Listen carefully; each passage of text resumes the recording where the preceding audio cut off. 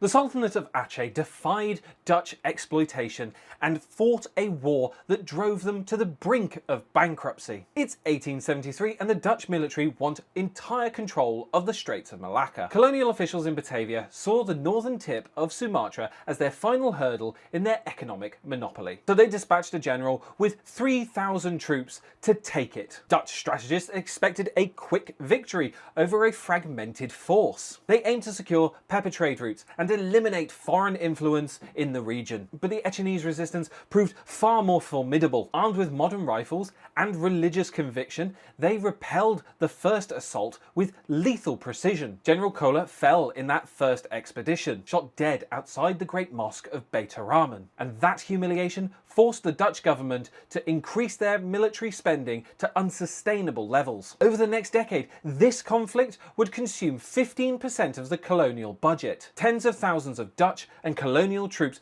perished from disease and guerrilla warfare. The Sultanate used a network of strongholds and coastal batteries to harass Dutch supply lines. And these tactics prevented colonial administration from growing outside of their military garrisons. Public opinion in the Netherlands started to sour on the Aceh War as it became a bottomless pit for tax revenue. Despite being a superior naval power, the Dutch found themselves trapped in a bloody and costly war. And this stalemate would continue until one man, disguising himself as a Muslim scholar, infiltrated the Aceh resistance, and he provided the blueprint that Dutch High Command desperately needed. He identified that the resistance was led by religious scholars, the Ulma. General Van Huyst weaponized this information and deployed his troops. A specialist light infantry unit was dispatched to take out these guerrilla fighters. The colonial strategy shifted from defensive outposts to systematic devastation. This scorched earth tactic